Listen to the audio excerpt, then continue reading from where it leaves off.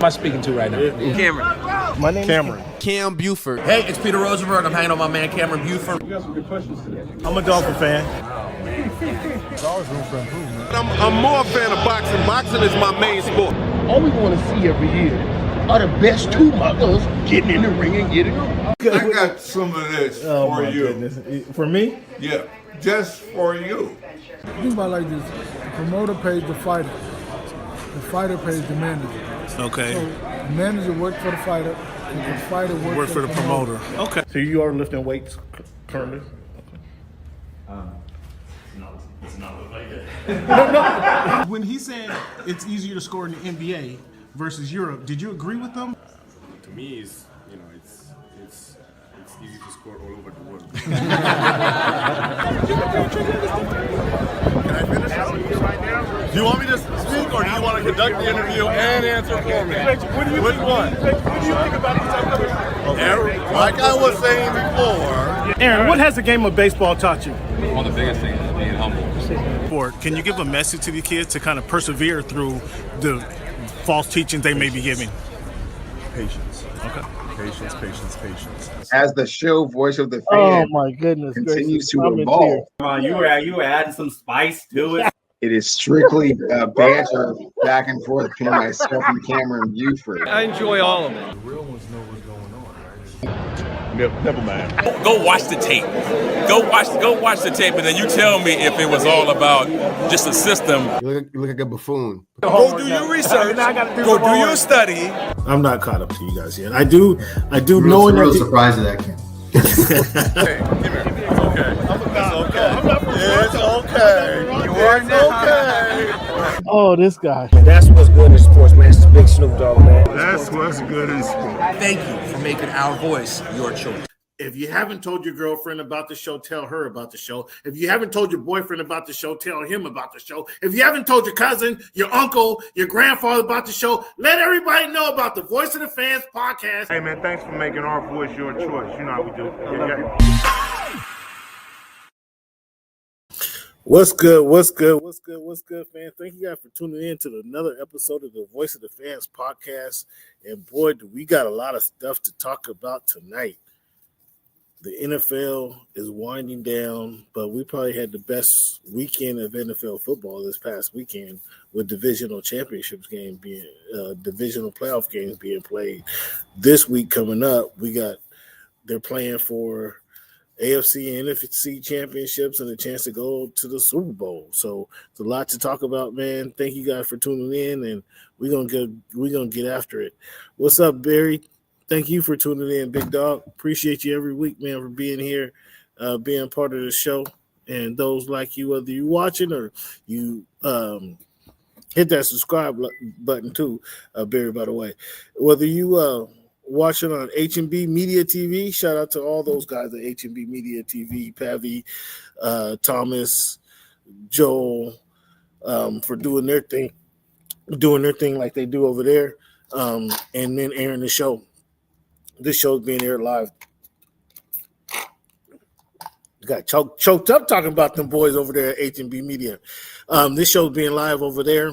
You can obviously catch this on Voice of the Fans on YouTube, and then also Culture Flix Media, Culture Flix app, based up here in the Northwest. So you can find us multiple ways. Thank you guys for tuning in. Either way, you're tuning in to the Voice of the Fans podcast. We appreciate having you. Go ahead, hit that subscribe button, hit that like button, hit that share button if you really like the show and really like what you're hearing. To be a part of the show, you can hit me on Twitter at _Voice of the Fans on Twitter. You can hit us up in the chat. hit us up in the chat or hit me up on Twitter at _Voice of the Fans. I don't know where you guys at. It's a cold front going through here to the Northwest. It's cold up here. January. It's been right out of the year since I've been back up here in the Northwest. It is cold. I'm not even gonna lie to you guys. It's cold. I can't even sugarcoat it. But I hear there's a Arctic blast blowing through the down south and blowing. Half the country is supposed to be cold. So wherever you guys are, stay warm. Stay warm and enjoy this time that we got together. Fans, again, as I mentioned, it was a wonderful football weekend. I don't know how you guys bet. But I think I was I had the San Francisco 49ers beating the Seattle Seahawks. We know how that went. And I had the Bills winning, and the Bills coughed it up. So let's talk about it right now. How'd you guys see things shake out? How'd you guys see things shake out? Because with the Seahawks beating the Niners, okay, Seahawks showed their dominance. I didn't believe they can do it twice again. The Seahawks are good. Don't get me wrong. I just didn't believe it was going to happen twice again, that they're going to dominate their division rival like they did. The San Francisco 49ers are not a bad team. They just got walloped by a really good team who Seattle is hitting on all cylinders.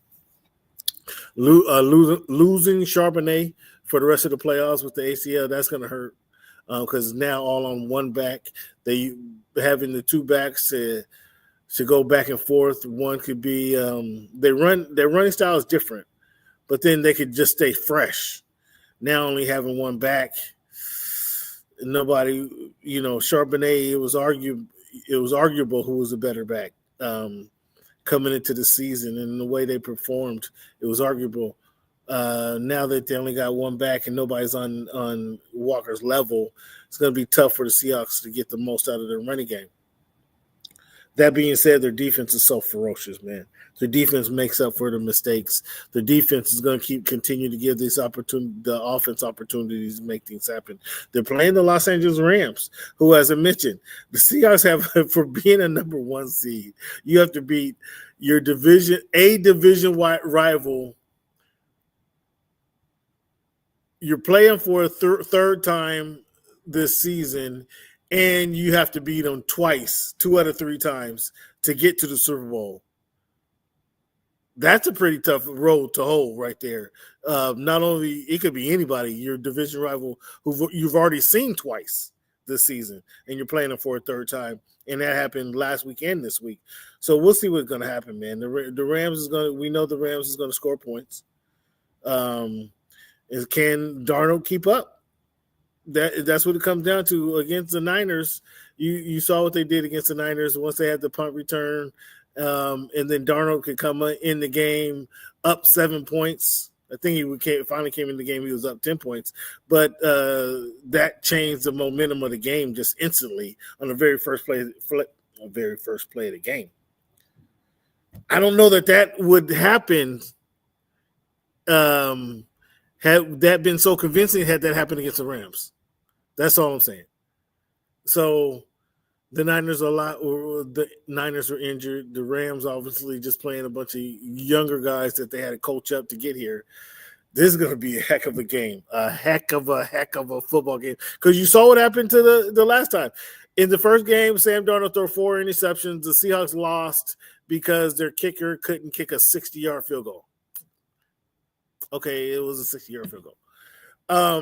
So they lost. They lost by 2 points after Sam Darnold threw 4 interceptions. Sam Darnold turns around in the second game, throws 2 interceptions in the first half of the second game.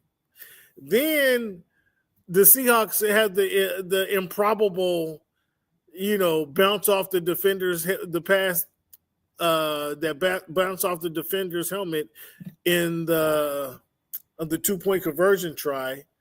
It bounces around. It was a backwards pass, so it bounced around. It happened to roll into the end zone. Charbonnet grabs it, who won't be in this game this week. He just grabs it, and because nobody else touched it, it was a touchdown or a 2-point conversion for the Seahawks. So the Seahawks play. They had to come back.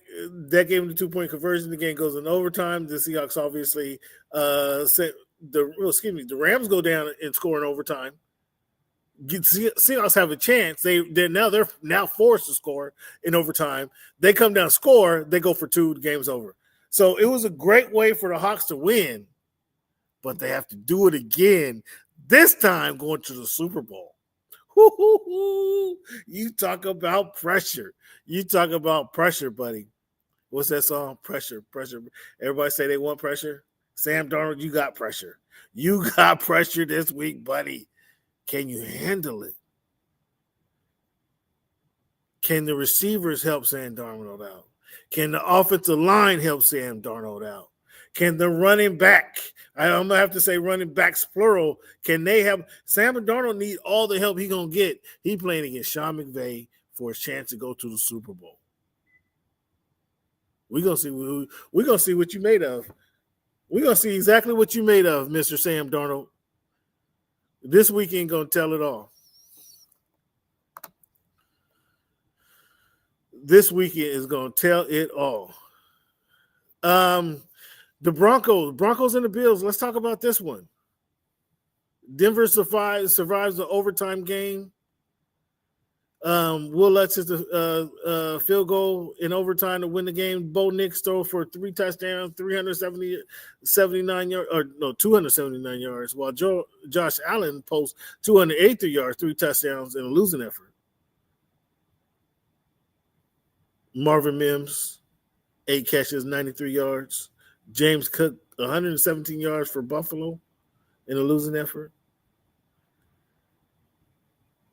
Josh Allen had a couple turnovers from he won the NFL MVP last year because he stopped creating turnovers, stopped making mindless turnovers, stopped being so careless with the football.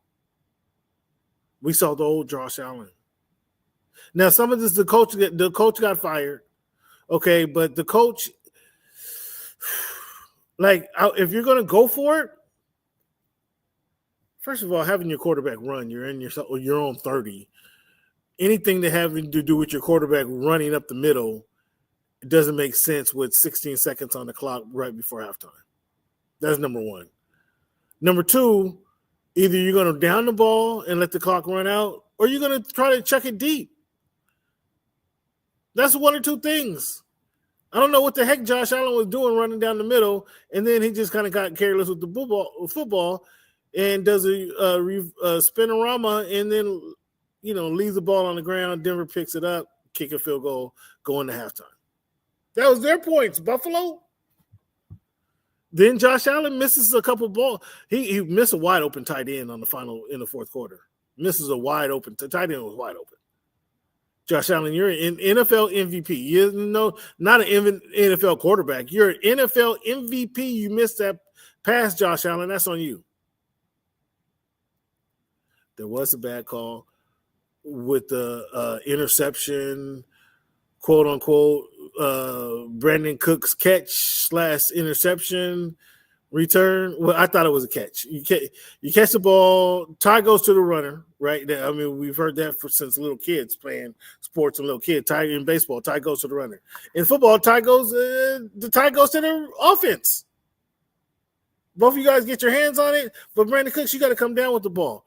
Brandon Cooks, you got to sell it better, Brandon Cooks. You can't be on the ground rolling over like you're hurt. You got to get up and say first down. You got to get up and say catch. You got to sell that better, Brandon Cooks. But if the quarterback throws it deep, allows the speedy Brandon Cook to run under it, it's not a conversation. We're not having this conversation. The Bills go on. But Josh Allen, that's on you, big guy. That's on you, Mr. Quarterback. And again, Josh Allen won the MVP last season because he stopped making turnovers. Last week, he just reverted back to his old self. So should the coach have gotten fired? I don't know if the coaches should have gotten fired. The owner,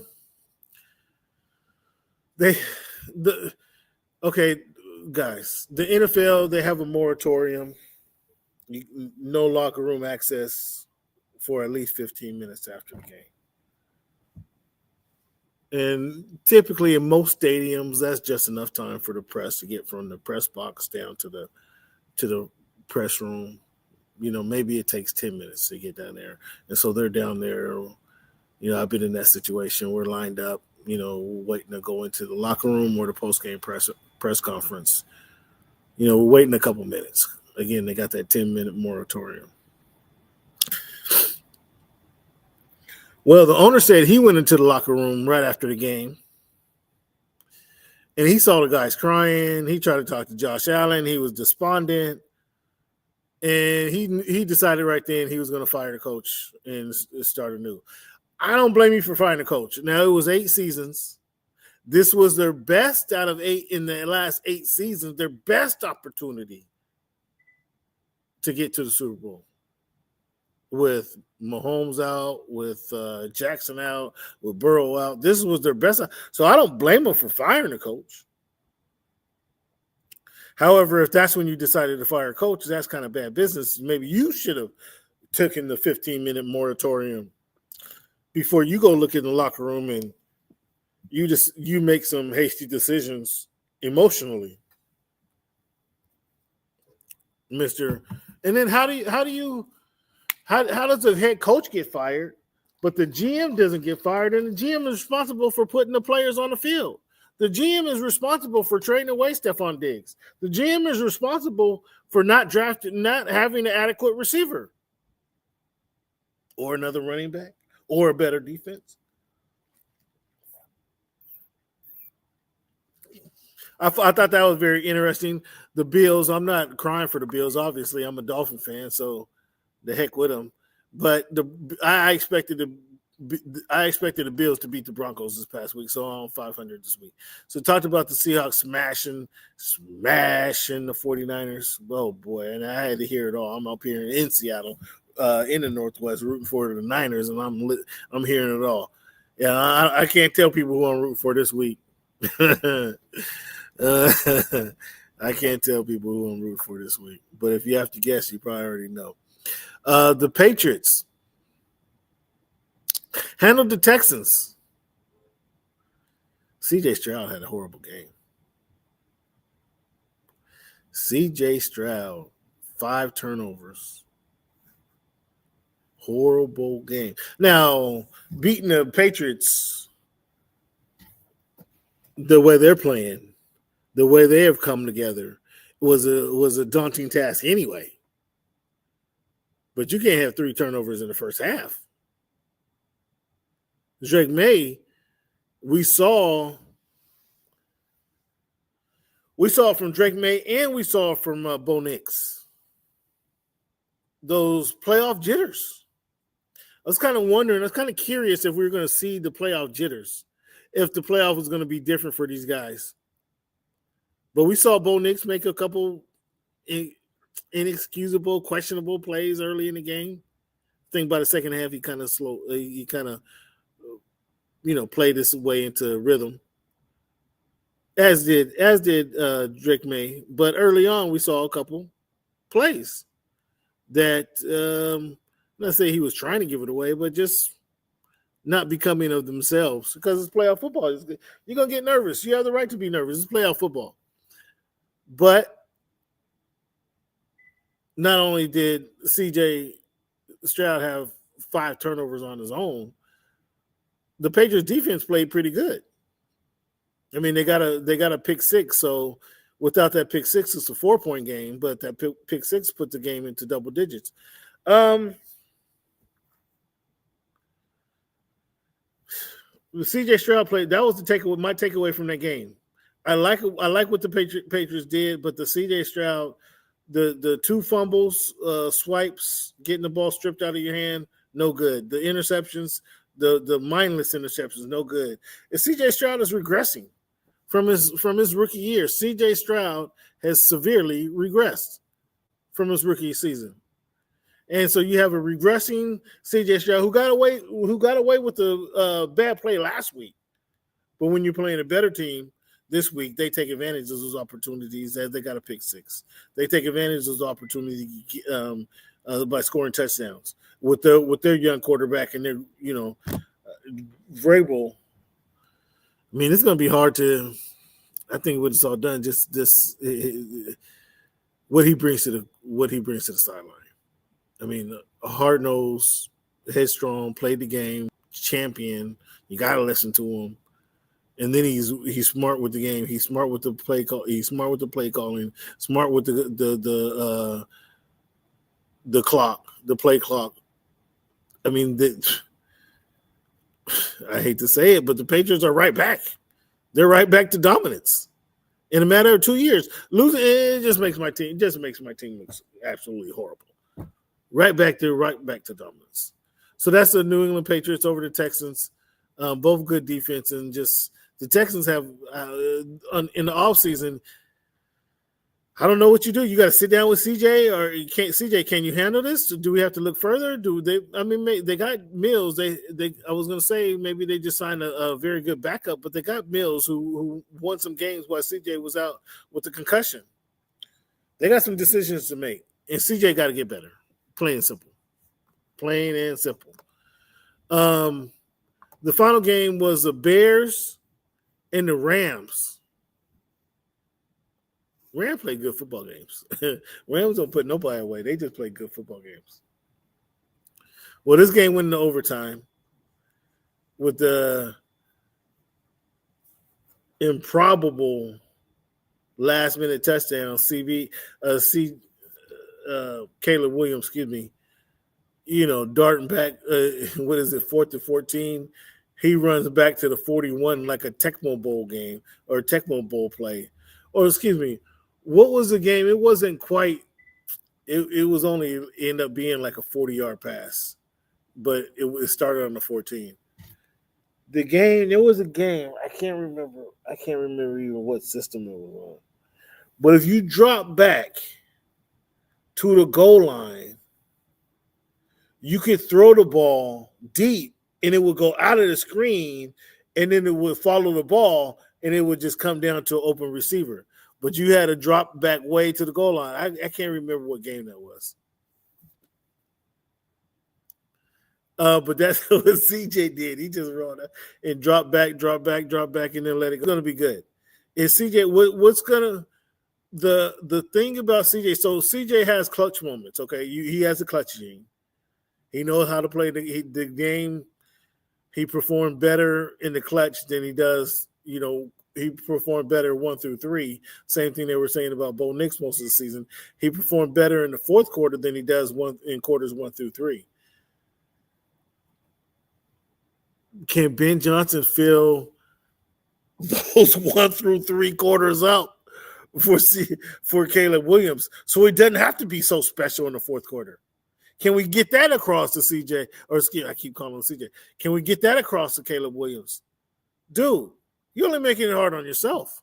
If you come in here and do what we know you can do quarters 1 through 3, you don't have to be so special in the fourth quarter. Maybe that's just something, something he wants to show off that talent. Maybe that's what it is. Who knows? But the Bears, I think they shouldn't be very disappointed. If I was a Bears fan, I certainly wouldn't be disappointed. You got a quarterback that you can see playing for the next 10 to 15 years. Not a reckless dude. He likes to take chances. He's not a reckless. He's not trying to run through linemen or trying to run through linebackers. He just plays the game in a unique style. Let's see how long that lasts, CJ. Or CJ slap me in the head. Let's see how that lasts, Caleb. But the Rams move on here. The Rams escape, move on to Seattle to try to do it again. And another great game that they're going to have in Seattle. The Broncos post their game. Bo Nix suffered a season-ending broken ankle, which was wild. They win the game on the field goal. He gets them down, gets them in field goal position. They win the game, and then he's done for the year. That's wild. So now they play Gerald Stidham, who hasn't seen the field in like 7 years. Or, 3.5 years. He's been in the league 7 years. So that essentially, I don't see them – I don't see their defense. Denver Broncos have a great defense. I don't see the defense shutting down Drake May, Ramondre Stevenson, and Henderson. I don't see them slowing those guys down or stopping them to nothing. Even if they held them to 11 points, can they score 12 points? Can they get 2 touchdowns in there? Can they get 4 field goals? I don't see it happening.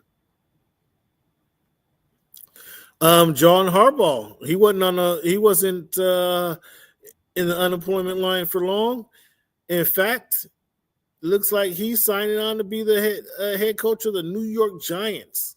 I think this is a safe pick for the Giants. Not many people can.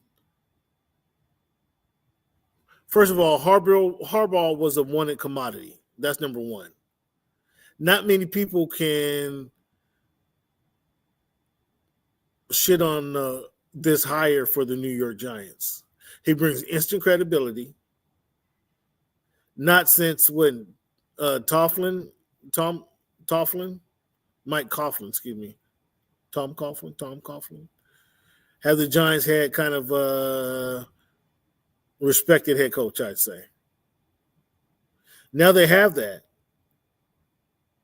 My only question is, can Harbaugh win? He's going to be respected. They're going to play good football, a good brand of football. Can he lead Jackson Dart to become a winning quarterback? And when I say winning, I'm talking about winning Super Bowls. That's yet to be seen. We'll have to see about that. But it's a safe pick it's a safe landing spot for the Giants because they haven't had this type of quality head coach for a bunch of years. So I think he got 5 years, $100 million. Okay. After 4 years, are they going to fire him? Chances are they won't. If he's going, chances are he'll do better than 500. He'll hover around that 65%, 65% winning percentage. If he's 65% winning percentage with no Super Bowls, and let's say they get 2 playoff appearances, does he keep his job? Probably so. So I think it's a safe pick for Harbaugh. It's a safe pick for the New York Giants. Will they win or not, that's a different story, but I think it's a safe pick. Falcons hired Kevin Stefanski as head coach. He was the former head coach of the Browns. Now, he was kind of saddled with taking Deshaun Watson, dealing with the Deshaun Watson through that situation. You know, before and after he was allowed to play football, which, so as you know, that situation didn't turn out great. And so he had the bodies in between. So them not winning, I mean, they kind of was dealt a raw deal. How did he handle Shedeur Sanders appropriately? Who knows? I'm not in the building. He's going to have to figure it out now in Atlanta. I'm not convinced, unless he thinks he can win with Kirk Cousins. Unless he thinks he can win with Kirk Cousins, I think they're on a search for the quarterback. I don't think Michael Penix is the answer in Atlanta. I don't. So though they have a solid defense, they have a lot of pieces on offense. There's a little work to be done in Atlanta. Tennessee Titans take Robert Saleh. Robert Saleh was a hot commodity. By getting the 49ers defense to play and respond through their set of injuries. Can he get the Tennessee Titans to respond? They have a quarterback. Can he focus on the defense to make them respectable? Add some pieces to their offense to make them respectable? We'll see what Saleh can do. The Miami Dolphins hired Jeff Hafley, former defensive coordinator of the Green Bay Packers. Just want to ask you guys a question. When you think Green Bay, do you think defense? I haven't thought defense in Green Bay. I haven't paired those two words together since Reggie White. Since they had Leroy Butler doing the Lambeau Leap. I haven't seen anything impressive with the Green Bay Packers defense. They even had who did they trade for? Michael Parsons, podcast Parsons. mean, he added a little spice to him, gave him a little bite. I ain't see nothing impressive about the Green Bay Packers defense. Is it the Green Bay Packers? Didn't they give up? Not only is this, the eighth time, guys, that they brought in a head coach who had no coaching experience? Dolphins I'm talking about. If you don't remember,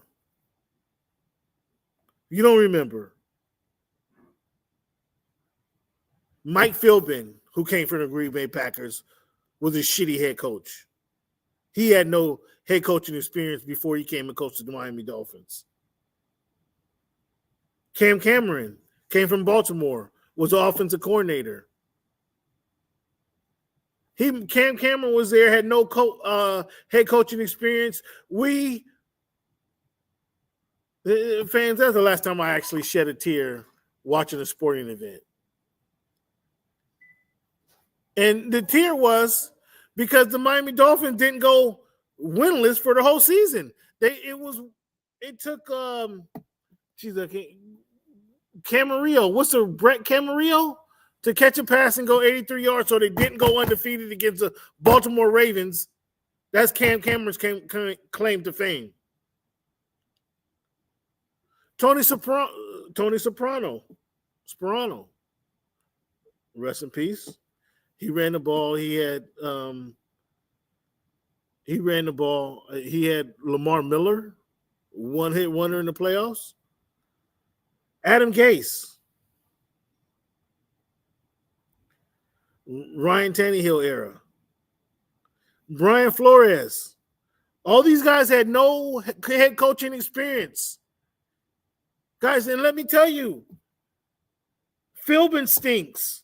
Sperano stunk. Cam Cameron stunk. Adam Gase stunk. Brian Flores was probably the best coach. I wasn't a fan of Brian Flores. I wasn't a fan of his. I wasn't a fan of his because he was trying to be like Bill Parcells, and it was his first time being a head coach and had no idea what he was doing. Excuse me, he was trying to be like Bill Belichick. But this is your first time. Be yourself. I wasn't a fan of Brian Flores. Mike McDaniels, first-time head coach. Gets us to the playoffs and can't win. Can't win in freezing temperatures. So let me get this right. This billionaire hires 1, 2, 3, 4, 5, 6, 7 coaches, consecutive coaches with no coaching experience, and expects things to be different? Guys, Ross, I'm starting to question you, Stephen Ross. I'm starting to question you, Stephen Ross. This is the 7th time you've done this, and what do you expect? The same profile, why would you expect anything different, and you've done this 7 consecutive times? If it doesn't happen, if this guy, Jeff Hafley, ends up being a good coach, it's not by, I doubt it's going to be by identifying a good coach. It's going to be by luck, because you've done the same crap for 7 times in a row. Stephen Ross?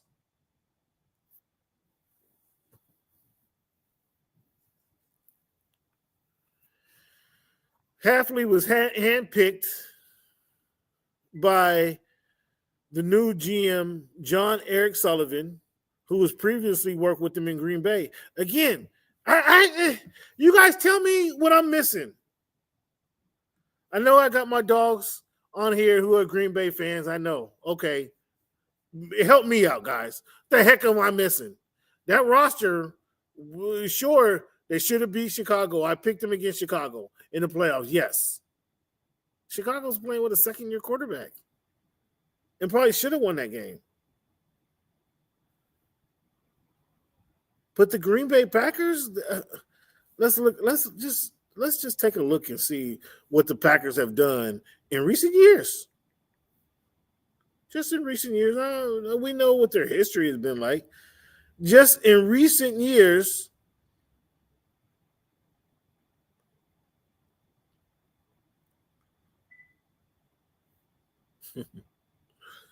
oh wow, this is funny, guys. This is funny. This is funny.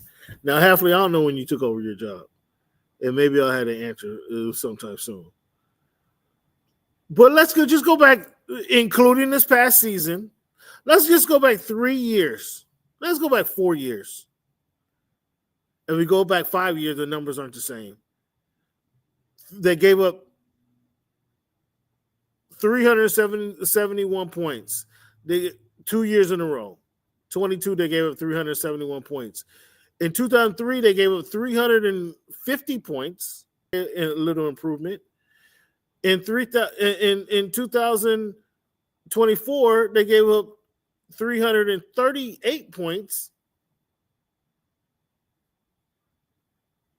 Slight improvement. In 2025, they gave up 360 points.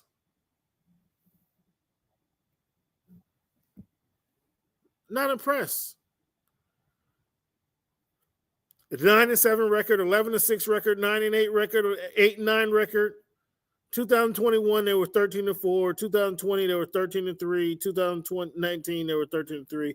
That was with Aaron Rodgers. Okay, I'm not counting that. That was Aaron Rodgers playing MVP football. 2021 they were 13-4.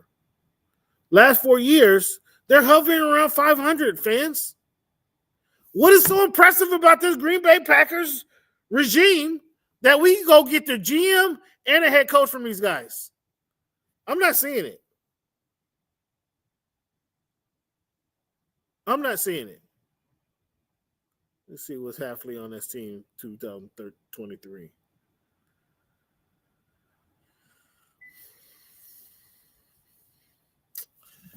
All right, fans. I'm done talking about these Dolphins. I just don't expect anything different than what's been going on when you hire again for the 7th time coach with no coaching experience.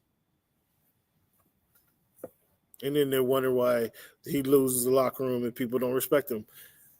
You ain't done this. You don't know what's going on. This is an 8 inexperienced head coach. This can't be the right call. We talked about the Bills earlier. Do the Bills panic by firing their head coach, McDermott? I think so. But how should we look at Josh Allen? With Josh Allen's ineptitude, is the Bills' job even a willingness to fire somebody? Is that even a good job? It's hard to say. It's hard to say.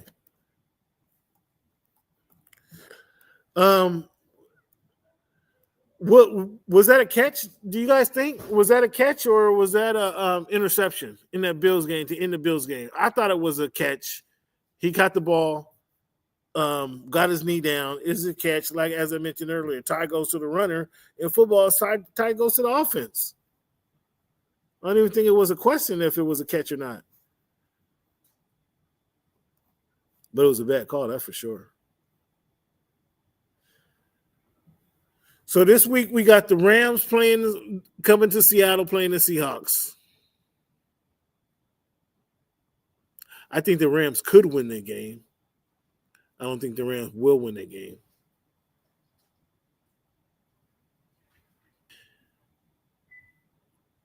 In the AFC, the New England Patriots are playing the Bo Nix less Denver Broncos. Unfair for Denver. They're playing for the Super Bowl, for a Super Bowl berth without their starting quarterback. They're playing with a backup quarterback. That's where they lose the game. It's over right there. So we're looking at a Patriots, Seahawks, Super Bowl again.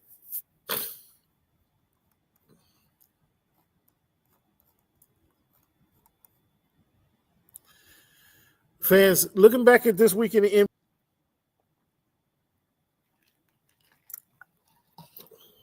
got OKC blowing out Milwaukee right now by 22 points.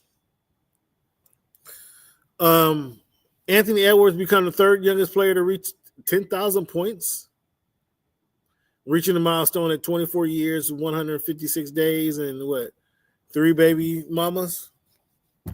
I just threw in the last part. So kudos to Anthony Edwards for still getting down. Rick Carlisle finally wins his 1,000 basketball game. The Pacers were on a 13-game losing streak. He sat out there for 13 games. They finally win a game. So kudos to the best coaches in the NBA, one of the most thoughtful coaches in the NBA. And when I say thoughtful, I'm thinking about his communication with the media. Very thoughtful, very personable, very purposeful. Rick Carlisle was. James Harden passes Shaq for 9th all-time in scoring on the on-time scoring list. Woo. James Harden is top 10 in the all-time scoring list, people. You guys can't hate on James Harden much longer, man. You guys can't. Even though his teams haven't won in the playoffs, this dude's been balling. Clearly, he's been balling. Unfortunately, Jimmy Butler is out for the season, torn ACL. And what does this mean for the Warriors? Like, they were counting on Jimmy Butler, Steph Curry, Draymond Green combo trio. There's no more. Steph went out.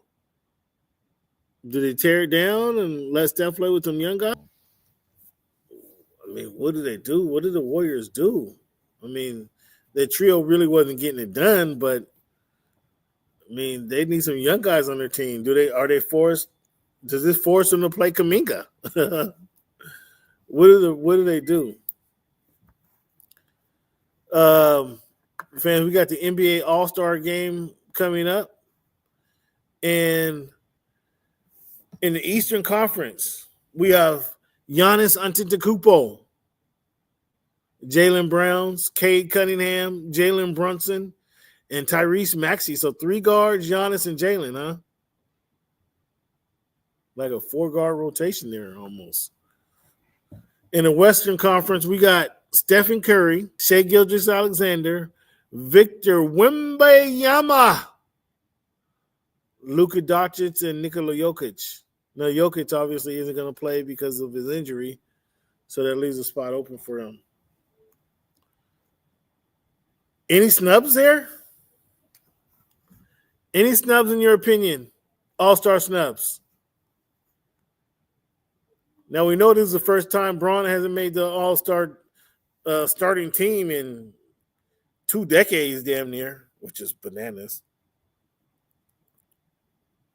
Or over 2 decades. Was he snubbed? Anybody you guys think was snubbed?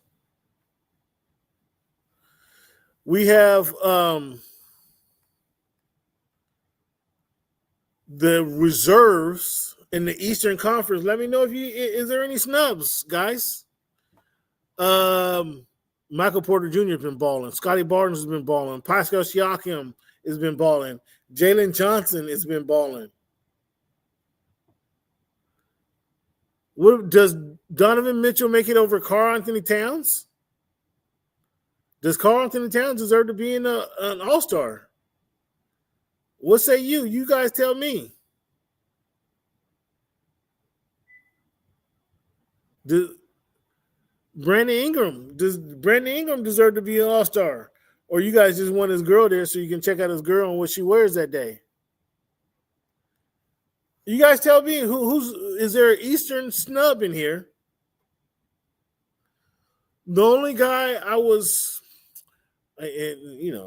not gonna die either way. I still gotta get up and go to work, and I still gotta make some money. I still gotta make some content for you guys. So, but the only guy I would have been questioning the All-Star selection committee is that if they didn't have Avdia in the All-Star weekend. Looks like Denny's going to be a reserve. Anthony Edwards a reserve. Kevin Durant, LeBron James, Kawhi Leonard, Jamal Murray for the first time, and Devin Booker. Now, I think Devin Booker might be a stretch, although although the Suns are better than kind of anticipated, I don't know if he's a all-star, in my opinion, Jamal Murray.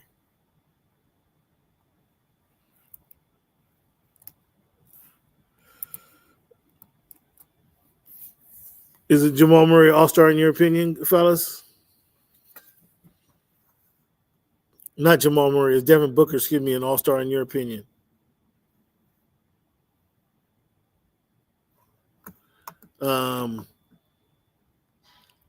So that's what we have. We're looking at Donovan Mitchell in the East, Karl Anthony Towns, Jalen Johnson, Michael Porter Jr., Brandon Ingram, Scotty Barnes, Pascal Siakam. In the Western, we're looking at Western reserves. We're looking at Anthony Edwards, Avdija,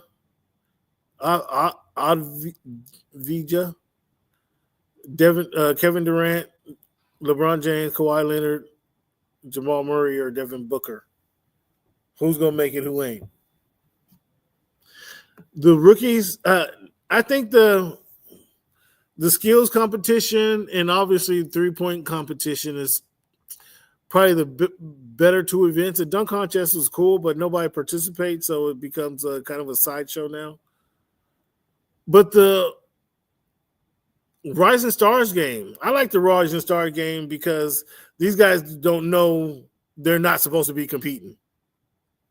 They're not supposed to try to make a name for themselves. They're not trying to show out in the All-Star weekend.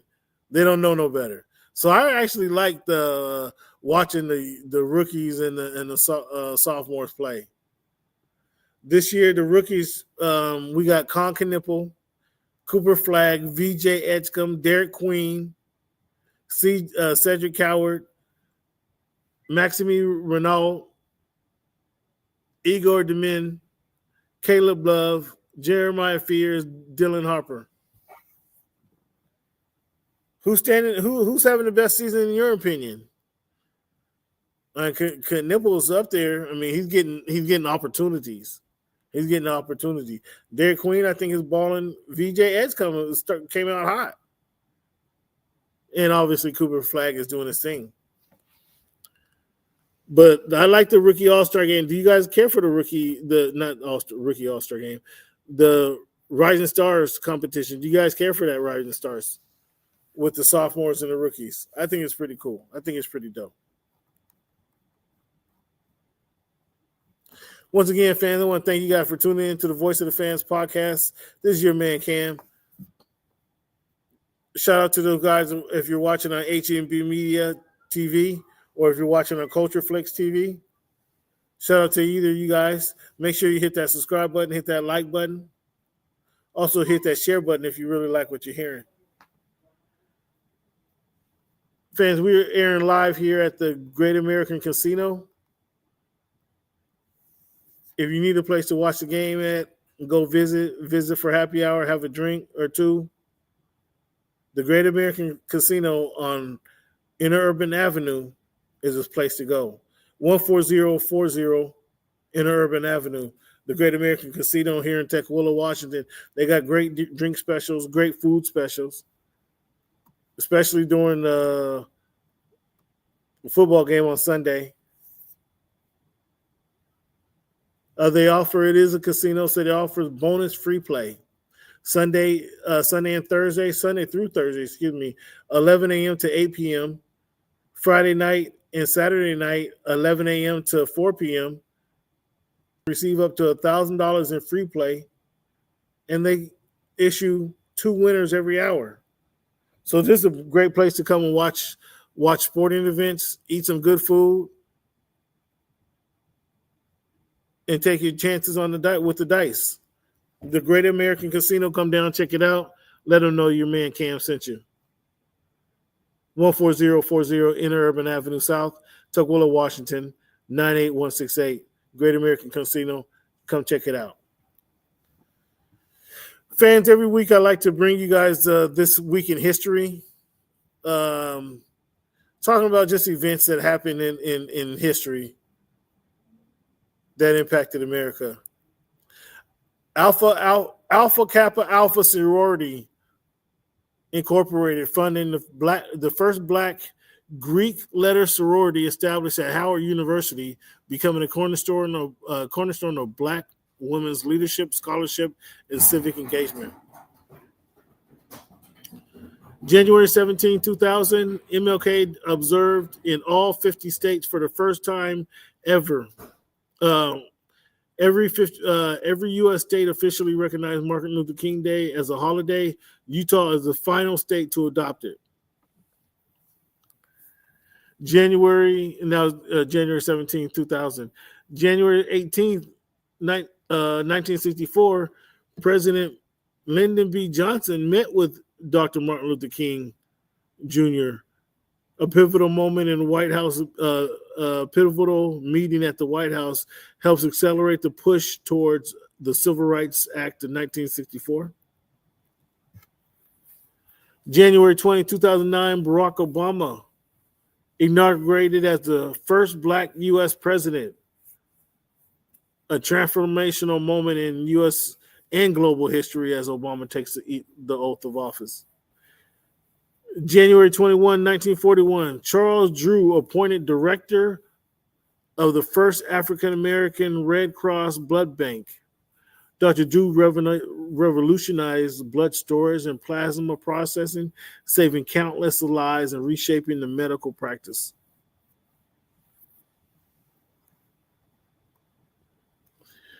How many movie watchers we have out there?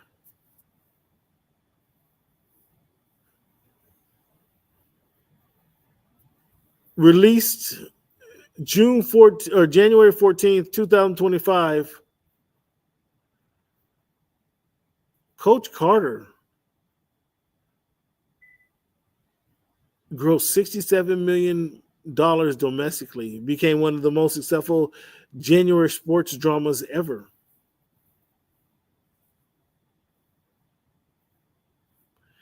Hidden Figures, released January 13, 2017. It grossed $169 million domestically.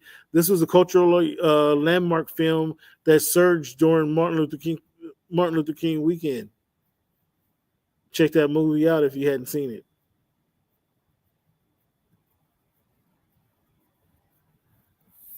In terms of movie releases, fans, if I gave you Whitney Houston, if I gave you Aaliyah, if I gave you Bruce Springsteen,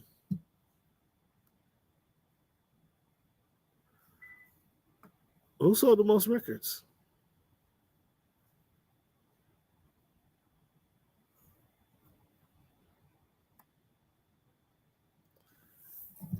Well,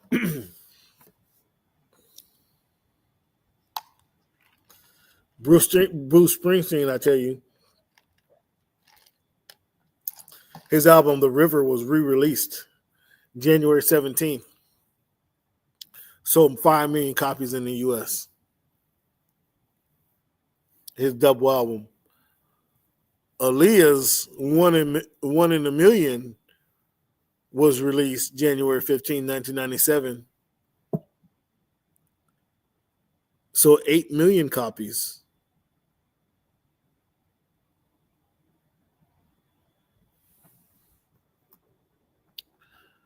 Fans, Whitney Houston's Whitney that was released in 1987, January 17, 1987, sold $20 million or 20 million copies.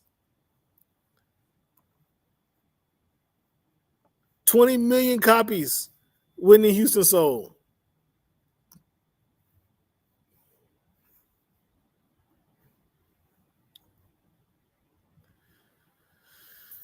The B.I.G. number 2, he sold 2 million copies in his debut, January 14, 1999. Fans, how many of you guys caught the college football national championship game on Monday night at Hard Rock Stadium, where the Indiana Hoosiers, the number 1 ranked Indiana Hoosiers, by the way, went to play the Miami Hurricanes in Miami, the number 10 ranked Miami Hurricanes in Miami. That was a fantastic football game. It was a tremendously coached game. It was not a lot of penalties, a couple questionable calls. I mean, I thought they let Miami get away with a couple of late hits on the quarterback, which was surprising, but that happened early and let you know that they were going to let them play the game. But it was a tremendous football game. Rooting for the Miami Hurricanes. Not mad that they lost. They lost to a great game. My immediate takeaways from the game, outside of it being a great game, was that the poor blocking on that block punt probably cost Canes the football game. I mean, the poor blocking when they let the guy, kind of pushed him, guiding him right towards the tackle. Now, Miami had 3 guys blocking in front of the punter, but the guy went wide of the 3 blockers, so the tight end didn't get a good block on him. The far closest near blocker on that right side, wasn't paying attention, didn't get a good block, and it looked like the punter was loafing, and it was loafing back there and got surprised that it was blocked. It got blocked, cost them the game because they weren't able to rebound after that. Mendoza, when Miami did have Indiana stopped. It was 4th and 5 from the 12.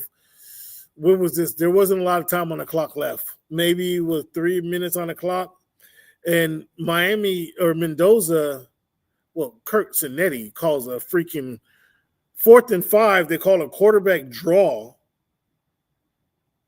Unbelievable. That was a gutsy call right there. The call itself was a gutsy call. But then this dude shakes a couple of defenders, picks up the 5 yards, and I'm like, okay, he got the 5 yards. But then he leaps in the air from about the 3 or 4 yard line for the goal line and gets cracked a couple good times by some Miami defenders who were right there at the goal line. And he scores a touchdown. That was incredible. That was incredible. Not only was it a gutsy call, but it was an incredible play by the quarterback, Mendoza, to get in the end zone, take the lead, and submit their opportunity to win the national championship game. I had zero confidence in Carson Beck to bring the Canes back. Once he got the ball with little time on the clock, I had zero confidence. Zero. Is there a number less than 0? I was not confident in Carson Beck coming back to win that game. But it was a great football game. I can't be mad at no one. I enjoyed the game. I hope you enjoyed the game as well. Fans, are you guys? We're 10 days away. 10 days away. Now, not too often do we get fights like this. Last year, we got Terrence Crawford, Canelo Alvarez. A couple years prior to that, we had Terrence Crawford, Earl Spence Jr. In 10 days, we get Shakur Stevenson against Teofimo Lopez. This is going to be a good one. This is going to be a good fight. The only way it's not going to be a good fight, and this is, boxing aficionados would know this. The only way this is not a good fight is they both come in there trying to be counterpunchers and don't want to take a chance and fight each other. It's actually Shakur Stevenson's boxing style is to be the counterpuncher and not take chances. That's how he fights. But if Teofimo Lopez, who's typically oftentimes the aggressor in most of his fights, if he tries to be the counterpuncher and not punch, waiting for Shakur Stevenson to punch, this can be a boring fight. I'll admit it. This can be a boring fight. I'll say that. However, I'm counting on Shakur Stevenson wanting to go and take the fight to Teofimo Lopez. I'm confident that once Teofimo Lopez gets the fight taken to him, he'll want to respond in kind. And then, thus, that's when we get the fireworks. That's when we get the fireworks. Now, I don't got Teofimo knocking Shakur Stevenson out. I don't have him knocking him down. But by the essence that he wants to fight, he'll be in there throwing punches, and that's what will make the fight. Teofimo being aggressive. But we're 10 days away, and I'm looking forward to it. Fans, that's the show. That's what I got for you guys tonight. It was a great, as I mentioned, national championship football game. We're looking forward to NBA now. I mean, we got a couple more games in the NBA or NFL to go, but it's the NBA action about their time to take over.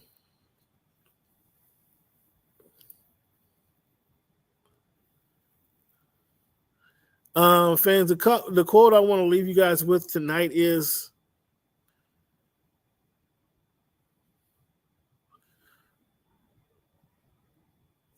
let me find you guys a good one. I think I want to find you a better one than what I have in mind. I want to find you a good one. In fact, with Martin Luther King holiday being days away, let me find you a good MLK quote, okay? Should have had this ready, but it won't take but a minute.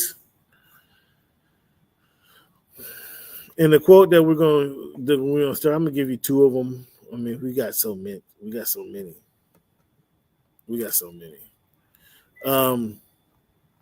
But the quote that we're going to stick with, make it easier. You know, you guys have heard this before. He mentioned this while speaking at Oberlin College in 1964. The time is always right to do what is right. The time is always right to do what is right. That's Dr. Martin Luther King. And then this last quote I want to leave you guys with.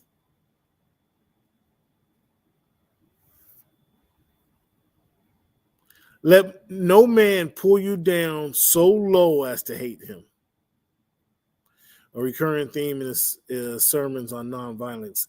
Let no man pull you so low as to hate him. Stay strong. Keep your head clean, man. Don't let nobody impact you like that. Don't let nobody steal your joy, as some of the young folks like to say.